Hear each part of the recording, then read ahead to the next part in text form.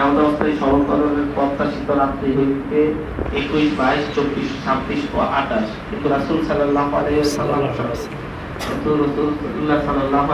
শবে কদরের সকালে রমজানের শেষ 10 দিনে ইতিকাফ করিতেন। রমজান হইতে শুরু হয় চন্দ্র মাস সাধারণত 29 অথবা 30 দিনের হইয়া থাকে। এই হিসাবে 21, 23, 25, 27, 29 এই 5 রাতের যে কোনো রাতে শবে কদর হইতে পারে। কাজে উক্ত 5 রাতের শবে কদরকে তালাশ করিতে হইবে।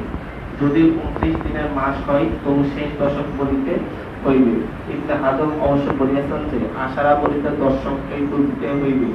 কাজে রমজানের 30 দিন হইলে আশারা বলিতে হইবে। যদি রমজানের শেষ 10 দিনকে আশারা বোঝানো হয় তবে হাদিসের বক্তব্য অনুযায়ী শেষ দশক 21 রমজান হইতে শুরু হইবে। এমন অবস্থায় স্মরণ কদরের প্রত্যাশিত রাত্রি হইতে 21, 22, 24, 26 ও 28, কিন্তু রাসূল সাল্লাল্লাহু আলাইহি ওয়াসাল্লাম শবে কদরের সকালে রমজানের শেষ 10 দিনে ইতিকাফ করিতেন। এই ঈদে জামা জুতো অ্যাক্সেসরিজের ডিসকাউন্ট। ওলামাদের সম্মিলিত মতামত অনুযায়ী রাসূলুল্লাহ সাল্লাল্লাহু আলাইহি ওয়াসাল্লাম রমজানের 21 তারিখ হইতে ইতিকাফ শুরু করিতেন। কাজে রমজানের শেষ 10 দিনের বেতন রাত্রি সমূহের মধ্যেই শবে কদর সম্মান করিতে হইবে।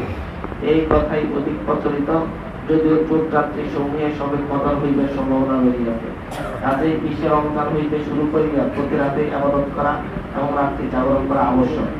মনে মনে শবে কদরের কথা চিন্তা করিতে হইবে 10 বা 11 রমজানের প্রাপ্তি কতটা গুরুত্বপূর্ণ নয়। তবে যেহেতু রমজান মাস, কাজে অধিক পূর্ণ প্রত্যাশীরা রমজানের 10, 11 তারিখেও ইচ্ছে করলে ইবাদতে আত্মনিয়োগ করিতে পারবে। কবি বলেন, প্রেমের প্রতি কাঁদবে এই আশায়, কাঁদলে যদি বন্ধুর মিলন পাওয়া যায়। 100 বছর কাঁদলেও কোনো ক্ষতি নেই, ওরে মন বন্ধুর দেখা একবার যদি পাই।